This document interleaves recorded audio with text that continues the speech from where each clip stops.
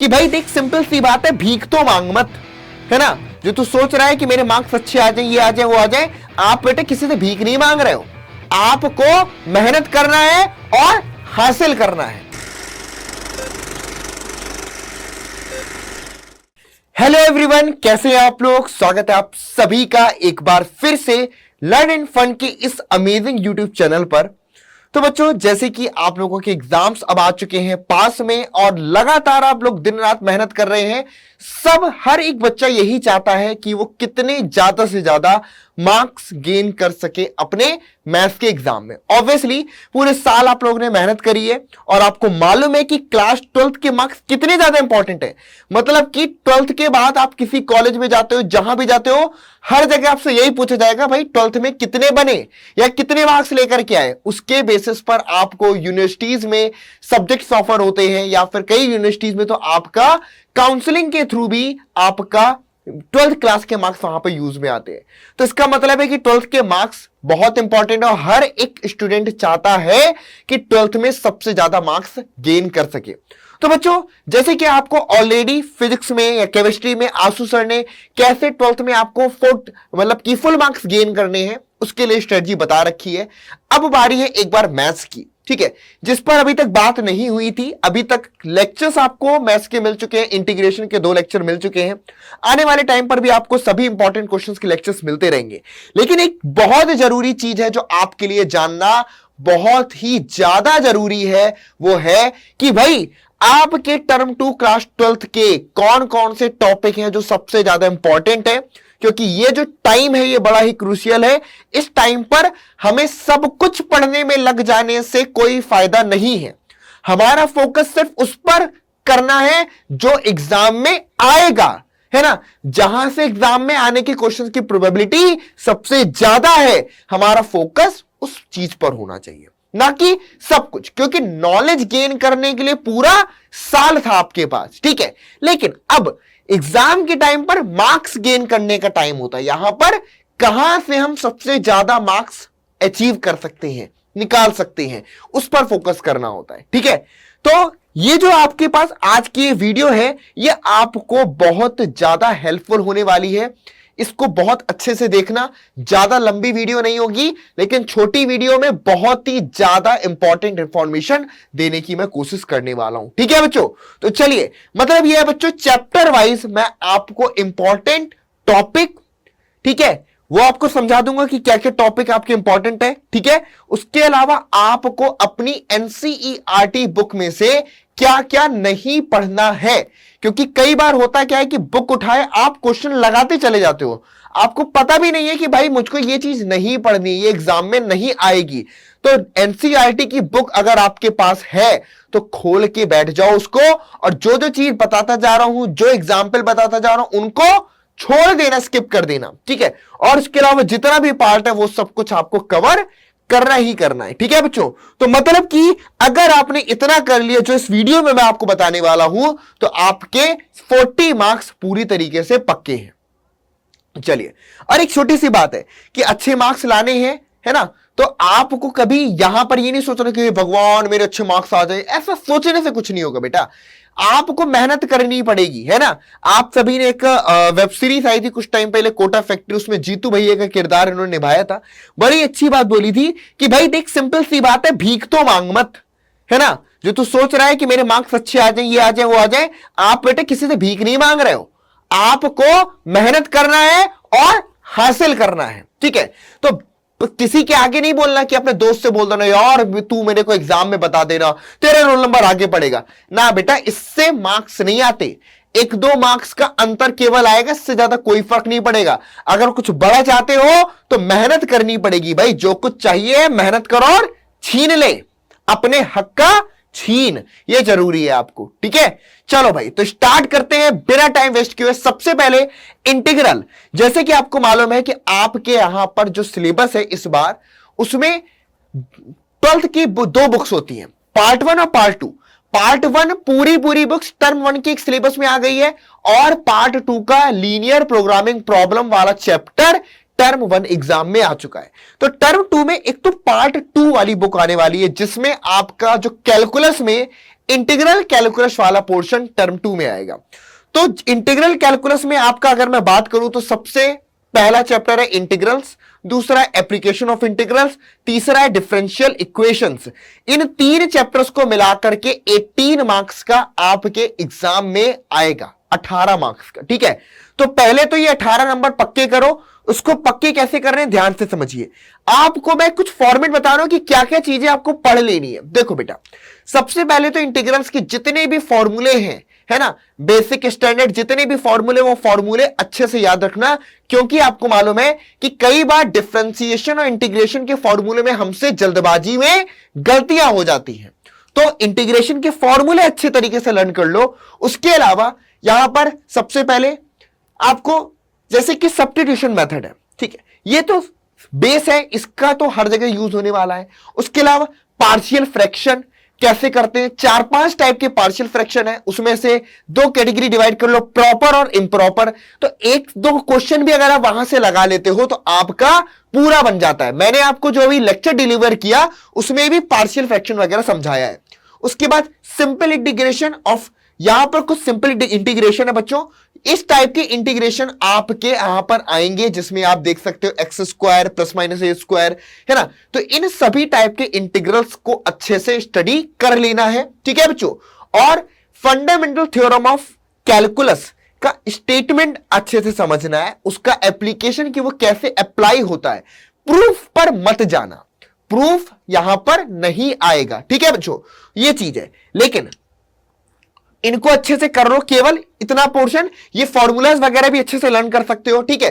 तो ये सब कुछ मिलेगा। लेकिन अगर मैं बात करूं, ये जो आपके पास square root ax² plus bx plus c into dx type के जो इंटीग्रल्स है, या फिर px plus q integral x² plus bx plus c type के जो इंटीग्रल्स है ना बच्चों, और definite integral as a limit of sum, इसको छोड़ देना, ठीक है। बाकी डेफिनेट इंटीग्रेशन में किंग रूल जो आपका होता है, जिसको हम किंग प्रॉपर्टी बोलते हैं, वो प्रॉपर्टी पढ़ के चले जाना बेटा। उससे तुम्हें एक क्वेश्चन तो 200% नहीं, मतलब कि 100% छोड़ो, 200% देखने को मिलेगा, ठीक है। तो लिमिटेड है, उससे ही क्वेश्चन मिलने वाले हैं। किंग प्रॉपर्टी पढ़ के जाओगे पक्का मिलेगा। उसके अलावा यहां पर पार्शियल फ्रैक्शन से एक क्वेश्चन मिलेगा ही मिलेगा, तो फिक्स है बच्चा, इससे आपका पोर्शन में अच्छा खासा आपको मिलने वाला, ठीक है। तो ये पोर्शन कवर कर लो। अब याद रखना एनसीईआरटी टेक्स्ट बुक में से क्या क्या नहीं पढ़ना है। देखो बेटा, एग्जाम्पल नंबर 23, 25 एंड 26 इसको छोड़ देना, ये सिलेबस से डिलीटेड है बेटा तुम्हारे, इसको तुम छोड़ देना। एग्जाम्पल 23, 25, 26 एक्सरसाइज 7.7 का क्वेश्चन नंबर 3 से लेकर के 8, मतलब कि 3, 4, 5, 6, 7, 8, इन क्वेश्चन को छोड़ दो और क्वेश्चन नंबर 11 को छोड़ दो। एक्सरसाइज 7.8 पूरी छोड़ देनी है, और मिसलेनियस एक्सरसाइज का क्वेश्चन नंबर 40 स्क्रीनशॉट ले लो या जो करके रख लो। पढ़ते टाइम पर इनको मत पढ़ना, ये नहीं मिलेगा, यहां से क्वेश्चन तुम्हें एग्जाम में देखने को नहीं मिलेगा, क्योंकि ये जो क्वेश्चंस हैं ये तुम्हारे डिलीटेड पोर्शन में से आ रहे हैं, और डिलीटेड पोर्शन हमें बिल्कुल भी नहीं पढ़ना अब तो, क्योंकि अब समय ही नहीं है पढ़ने का, ठीक है। तो ये पोर्शन पूरा डिलीटेड क्वेश्चंस है, एक्सरसाइज में डिलीटेड क्वेश्चन और एग्जांपल्स तक बता रहा हूं, ये पूरा डिलीटेड है, तो उसको पूरा पूरा छोड़ देना बेटा। ये हो गई तुम्हारी जो 7th चैप्टर इंटीग्रल का हो गया, वो कंप्लीट होता है, ठीक है। इसमें से ये छोड़ दो, बाकी इन सभी को सॉल्व कर लो, आपका काम पक्का है। ओके, चलिए एप्लीकेशन ऑफ इंटीग्रेशन में अगर मैं बात करूं, सीधे सीधे आपको बोल दिया है कि भाई सिंपल कर्व पर बेस्ड जो कर्व एरिया है उस पर बेस्ड क्वेश्चन आएगा। एरिया अंडर 2 कर्व, 2 कर्व के बीच का एरिया पर बेस्ड क्वेश्चन नहीं आएगा। तो मतलब कि सिंपल कर्व का मतलब हो गया कि एक पैराबोला हो गया और एक स्ट्रेट लाइन हो गया, एक इलिप्स हो गया, स्ट्रेट लाइन हो गया, या कर्व और स्ट्रेट लाइन के बीच का एरिया, इस टाइप के क्वेश्चंस आपके यहां पर आएंगे। तो ये सारी चीजें आपको केवल पढ़ लेना है, आपको ज्यादा इसमें मुश्किल नहीं है। एरिया बिटवीन एनी 2 कर्व्स पूरा पूरा छोड़ दो, स्ट्रेट लाइन और कर्व के बीच का एरिया वाला क्वेश्चन कर लेना, पक्का आ जाएगा। यहां पर एक्सरसाइज वाइज अगर मैं बात करूं तो example number 6, 7, 8, 9, 10, 13 and 14 in examples को छोड़ दो, ये इंपॉर्टेंट नहीं है, इनसे क्वेश्चन नहीं बनेगा। दूसरा, एक्सरसाइज 8.2 छोड़ देना है और मिसलेनियस एक्सरसाइज का क्वेश्चन नंबर 12, 18 एंड 19 इसको आप पूरी तरीके से छोड़ दीजिए। ठीक है, ये वो है जिनको नहीं करना, क्योंकि इनमें एरिया बिटवीन टू कर्व पर बेस्ड क्वेश्चन है या कॉम्प्लेक्स कर्व पर बेस्ड क्वेश्चन है, क्योंकि सिंपली एनसीईआरटी ने बोला है the reason should be clearly identifiable, मतलब कि ऐसे रीजन का एरिया फाइंड करने को आएगा जो क्लियरली आइडेंटिफाई कर पा रहे होंगे। कोई कॉम्प्लेक्स नहीं कि दो पैराबोला है उनके बीच का एरिया या एक पैराबोला एक इलिप्स के बीच का एरिया, ऐसा कुछ नहीं आएगा, सिंपल कर्व पर बेस्ड क्वेश्चन आएंगे। ठीक है, तो इसमें से सिर्फ इतना पढ़ना है कि सिंपल कर्व पर बेस्ड क्वेश्चन पढ़ लो, बाकी ये सारे एग्जाम्पल्स और एक्सरसाइज छोड़ देना है। ठीक है, यहां पर फिर से मेंशन कर देता हूं बेटा, ये वो है जिनको तुम्हें नहीं पढ़ना है ना। आपने परम्यूटेशन कॉम्बिनेशन में पढ़ा है, ना पढ़ना और पढ़ना। ठीक है, आप वो चीजें कवर कर लो जो आपको नहीं पढ़ना है, उतना अगर आपको मालूम है तो आपको अपने आप पता चल जाएगा क्या क्या पढ़ना है, तो इनको छोड़ देना बेटा, ये डिलीटेड है, ये क्वेश्चंस नहीं आएंगे टर्म 2 से। चलिए, उसके बाद डिफरेंशियल इक्वेशन की बात करते हैं। वैसे तो ये चैप्टर बहुत ही आसान है और ज्यादा कुछ इससे डिलीट भी नहीं हुआ है। सबसे ज्यादा इंपॉर्टेंट अगर मैं इधर पे बात करूं तो लीनियर डिफरेंशियल इक्वेशन का ये जो स्टैंडर्ड फॉर्म होता है, इस पर बेस्ड क्वेश्चन बेटा हर हाल में तुमसे आएगा ही आएगा। एक क्वेश्चन तो बेटा इस पर बेस्ड बनेगा। Linear differential equation dy by dx plus py equal to q, इस फॉर्म का लीनियर डिफरेंशियल इक्वेशन पर बेस्ड क्वेश्चन लिख करके दे रहा हूं, आएगा एग्जाम में। तो ये क्वेश्चन अच्छे से कर लेना। बाकी 2 मार्क्स में आपसे order, degree, general and particular solution के एक सॉल्यूशन दे दिया, क्या ये इसका संजनल सॉल्यूशन है, रख करके चेक करो, डेरिवेटिव निकालो, है ना, या फिर सॉल्यूशन फाइंड करना है, तो इस टाइप के क्वेश्चन बन जाएंगे, है ना बच्चों, होमोजीनियस टाइप के क्वेश्चन बन जाएंगे। बट ये आपका लीनियर डिफरेंशियल इक्वेशन बहुत इंपॉर्टेंट है। अच्छा, डिलीटेड क्या है, क्या नहीं आएगा भाई, सीबीएसई ने बोला कि भाई इस टाइप का कर लेना, लेकिन dx अपॉन में dy प्लस में p of x equal to q, इस टाइप का जो, यानी कि इसका जस्ट अपोजिट, यहां पर dy बाई dx था तो dx upon dy plus px equal to q। एक आध दो क्वेश्चन है आपके एक्सरसाइज में जो इस टाइप के लीनियर डिफरेंशियल इक्वेशन पर बेस्ड है, जहां पर x इंडिपेंडेंट वो डिपेंडेंट होता है, y इंडिपेंडेंट होता है, ये डिलीटेड है, इसको मत करना। ठीक है, तो डिलीटेड की वजह से अब क्वेश्चन क्या क्या छोड़ देने बेटा।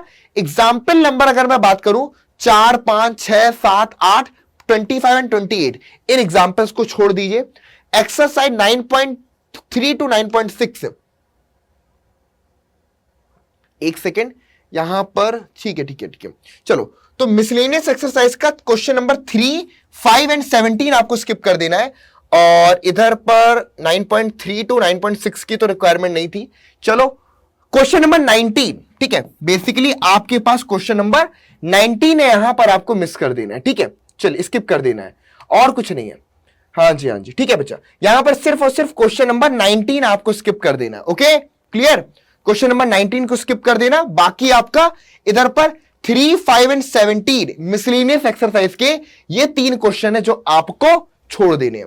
यहां पर वैसे एक ही था मेरे ख्याल से, 9.6 तो है भी नहीं। ठीक है, इसको आप चाहो तो स्किप भी कर दो। 9.3 का क्वेश्चन नंबर 19 की शायद बात कर रहा है ना, तो हम इसको एक बार और भी क्रॉस चेक कर लेंगे। तो 9.3 का क्वेश्चन नंबर 19 आपको छोड़ देना। ओके, क्लियर है। चलिए, तो ये पोर्शन आपको डिलीटेड है, इसको छोड़ देना है।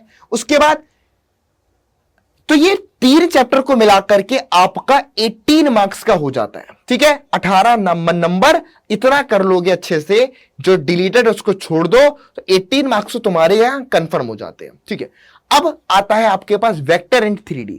बहुत सारे बच्चे कहते हैं कि सर वेक्टर तो बन जाता है, 3D में प्रॉब्लम है। बेटा एग्जाम के पॉइंट ऑफ व्यू से जितनी भी 3D आती है वो बहुत ही लिमिटेड पोर्शन में से आती है और बहुत टफ नहीं है, तो एग्जाम में मार्क्स लाने के लिए उतना पढ़ा जा सकता है। ठीक है, तो इतना ज्यादा टेंशन नहीं लेना, मैं 3D के लिए अलग से एक लेक्चर भी बना के डाल दूंगा, उतना ही पढ़ के चले जाना, तुमको पूरा हो जाएगा। तो वेक्टर की बात करते हैं, तो वेक्टर्स की बहुत बेसिक चीजें, vector, scalar, magnitude, direction cosine, direction ratio, types of vector, उसके बाद पैरेलल, कोलिनियर, पोजीशन वेक्टर, ये सारी चीजें वो हैं जो कि आपको करनी है। यहां पर स्केलर ट्रिपल प्रोडक्ट जो आपका पोर्शन है उसको पूरी तरीके से डिलीट कर दिया गया है, इसको बिल्कुल भी मत करना, ठीक है। स्केलर ट्रिपल प्रोडक्ट को छोड़ देना, ठीक है, जो कि आपको सप्लीमेंट्री एक्सरसाइज में दे रखा है वो आपको बिल्कुल भी नहीं पढ़ना है। चलिए, तो सप्लीमेंट्री पूरा डिलीटेड है और मिसलेनियस एक्सरसाइज का क्वेश्चन नंबर 18 आपका डिलीटेड है, ठीक है बच्चा। क्वेश्चन नंबर 18 यहां पर डिलीटेड है, तो ये दो चीजें हैं। बाकी इसमें अगर देखो तो बहुत ही सिंपल है, ठीक है। हाँ जी, तो कोई मुश्किल नहीं है, बहुत इजीली कर सकते हैं। अभी सब पर एक एक वन शॉट लेक्चर भी दे दूंगा, तो एग्जाम से पहले बस उस लेक्चर को भी देख लोगे तो पूरा का पूरा कवर हो जाएगा तुम्हारा, ठीक है। चलिए, इसके बाद बच्चों बारी आती है आपके पास 3 डायमेंशनल में। यहां पर सबसे पहले तो डायरेक्शन कोसाइन, अब 3D की बात करें तो direction cosine, direction ratio of a line joining 2 points, Cartesian equation and vector equation of a line. एक लाइन का कार्टेशियन इक्वेशन क्या होगा, वेक्टर इक्वेशन, है ना, इसको अच्छे से प्रैक्टिस कर लो। कोप्लेनर स्क्यू लाइंस क्या होती है, shortest distance between 2 lines, 2 lines के बीच की शॉर्टेस्ट डिस्टेंस, ठीक है। वैसे आपने 11th क्लास में भी पढ़ा है, लेकिन वो 2D में पढ़ा था, तो यहां पर हम वही फॉर्मूला ऑलमोस्ट सेम है 3D के लिए पढ़ते हैं, ठीक है। उसके बाद Cartesian and vector equation of plane, plane का Cartesian and vector equation, distance of a point from a plane, ठीक है, कि एक आपके पास यहां पर प्लेन दे रखा है, तो एक पॉइंट की एक प्लेन से डिस्टेंस क्या होगी इस पर बेस्ड, ठीक है। इसमें से डिलीटेड है angle between 2 lines, angle between 2 planes, angle between 2 lines and a plane, मतलब कि एक लाइन और एक प्लेन के बीच का एंगल, ये पोर्शन पूरा छोड़ दो, है ना। 2 एंगल वाला क्वेश्चन तो बिल्कुल आएगा ही नहीं आएगा, ना तो 2 प्लेन के बीच में, ना 2 लाइन के बीच में, ना एक प्लेन और एक लाइन के बीच में, ये पूरा डिलीटेड है, ठीक है बच्चा। तो इससे सिर्फ इतना करना है, इसको पूरी तरीके से छोड़ देना। एक्सरसाइज वाइज अगर मैं बात करूं तो एग्जाम्पल नंबर 9, 10, 22, 23, 25 हटा दो, डिलीटेड है। एक्सरसाइज 11.2 का क्वेश्चन नंबर 10 और 11 छोड़ देना। 11.3 का क्वेश्चन नंबर 12 और 13A एंड 13E, 13 का जो ए पार्ट है और ई पार्ट है उसको छोड़ देना, ठीक है, वो पूरी तरीके से डिलीटेड है आपका, ठीक है बच्चों। तो ये आपका डिलीटेड पोर्शन हो गया 3D का। तो फोकस हमारा सिर्फ इतने पोर्शन पर होगा, ठीक है, जिसमें अगर मैं इंपॉर्टेंट बात करूं तो एक तो distance of a point from a plane, इस पर बेस्ड क्वेश्चन एक बड़ा बनता है कि एक पॉइंट और एक प्लेन से डिस्टेंस, और शॉर्टेस्ट डिस्टेंस बिटवीन 2 लाइंस, इन चीजों पर। तो ये कुछ स्टैंडर्ड फॉर्मूलाज पर बेस्ड है, ठीक है। तो ये क्वेश्चन आपके यहां पर बहुत पूछे जाते हैं और इस पर बेस्ड अभी मैं एक लेक्चर आपको देने भी वाला हूं। चलिए, प्रोबेबिलिटी में अगर बात करें तो बहुत सारे बच्चे सोचते हैं कि सब प्रोबेबिलिटी बड़ा टफ है। देखो बेटा, अगर सिंपली 11th स्टैंडर्ड तक की प्रोबेबिलिटी अगर आपको अच्छे से आ रही है तो 12th की प्रोबेबिलिटी में ज्यादा डिफरेंस नहीं फील होगा। बस कुछ थ्योरम्स हैं, जैसे कि बेस थ्योरम है, कंडीशनल प्रोबेबिलिटी है ना, तो वो सारी चीजें एक बार समझ लोगे तो समझ में आ जाएगा। बेस थ्योरम बहुत इंपॉर्टेंट है, ठीक है, बेस थ्योरम पर अलग से एक वीडियो भी आपको दे दूंगा मैं, ठीक है। तो बेस थ्योरम अच्छे से कर लो, उस पर बेस्ड क्वेश्चन हर हाल में आएगा। और mean and variance of random variable, ठीक है, इसको पूरी तरीके से छोड़ देना है। तो यहां पर अगर एक्सरसाइज में बात करूं तो एग्जाम्पल 27, 28, 29, 30, 31, 32, 34, 35 इन एग्जाम्पल्स को छोड़ दीजिए और 13.4 एक्सरसाइज के क्वेश्चन नंबर 10 और 17 छोड़ दीजिए। एक्सरसाइज 13.5 पूरी छोड़ देना है। मिसलेनियस एक्सरसाइज की अगर मैं बात करूं तो 5, 6 एंड 9, ये पूरी मिसलेनियस एक्सरसाइज के 5, 6 एंड 9 क्वेश्चंस को छोड़ दीजिए, ठीक है। तो इतने पोर्शन को बस छोड़ दो, बाकी रैंडम वेरिएबल और उसकी प्रोबेबिलिटी डिस्ट्रीब्यूशन, ये सारी चीजें आप कर सकते हो, ठीक है। तो अभी वन शॉट में ही ये सब चीजें कवर भी हो जाएंगे, तो उसके लिए भी चिंता करने की जरूरत नहीं है आपको, ठीक है। हाँ जी, अब ये तो कहानी हो गई। अब प्रोबेबिलिटी आपका एग्जाम में 8 मार्क्स की आएगी, ठीक है, 8 मार्क्स की। और वेक्टर एंड 3D की अगर मैं बात करूं तो वेक्टर और 3D को मिलाकर के टोटल 14 मार्क्स का, ठीक है। अगर मैं वेक्टर और 3D को बोल दूं तो टोटल मिला के 14। तो जितना जितना पोर्शन आपको बताया है, जो एग्जाम्पल्स आपसे बोले जा रहे हैं कि ये एनसीईआरटी से छोड़ दो, तो छोड़ देना। और बेटा इस टाइम पर आपका फोकस सिर्फ और सिर्फ एनसीईआरटी पर रखो, क्योंकि उतने ही से आपको पूरे मार्क्स मिल जाएंगे। 12th का पूरा पूरा पेपर उसी पर बेस्ड निकल करके आएगा, ठीक है। एनसीईआरटी से इधर उधर भागने की कोशिश मत करना। प्रीवियस के क्वेश्चन लगा लो, वो भी वो जो सिलेबस में है। डिलीटेड वाले क्वेश्चंस वो भी मत लगाना प्रीवियस का देख करके। और उसके अलावा एनसीईआरटी ही क्वाइट इनफ है, मार्क्स अच्छे मिल जाएंगे। अदरवाइज इधर उधर परेशान हो गए तो खुद भी परेशान हो गए और बाकी सब्जेक्ट पर भी इसका इफेक्ट आएगा। ठीक है, तो इस टाइम को अच्छे से यूटिलाइज करो बेटा। ओके, और ये मत सोचना कि एक दिन पहले मैं सब कुछ कर लूंगा या अभी भी सोच रहा हूं अंतिम दिन आने का कि अभी इस एग्जाम में इतने दिनों का गैप है। नहीं बेटा, इससे काम नहीं बनेगा। ठीक है, आपको यह मालूम होना चाहिए कि आपकी जो सक्सेस है is the sum of small effort, है ना, जो आप लेते हो हर दिन हर सेकेंड, जो आप अपने छोटे छोटे से स्टेप्स ले रहे हो ना, उससे सक्सेस मिलती है। एक दिन में कोई बहुत बड़ा आदमी या बिल गेट्स या कोई बड़ा आदमी नहीं बन जाता। ठीक है, सब छोटे छोटे एफर्ट के बेसिस पर वो ग्रो करके बनता है। तो बेटा अभी जितना टाइम है इस पर जूझ जाओ, पूरा फोकस के साथ में, कंटिन्यूअस फोकस के साथ पढ़ो। जो जो चीजें आपको बताई हैं उन पर कमांड करना। अभी जो लेक्चर्स आपको मिलने वाले हैं उन पर अच्छे से फोकस करके उनको स्टडी कर लेना, तुम्हारे लिए पूरा का पूरा कंप्लीट हो जाएगा। ठीक है, चलो बेटा, तो अब फिनिश करते हैं। आई होप ये वीडियो तुम्हें पसंद आई होगी और बहुत ज्यादा इंफॉर्मेशन तुम्हें मिली होगी। ठीक है बच्चों, तो मिलेंगे नेक्स्ट क्लास में, तब तक के लिए गुड बाय।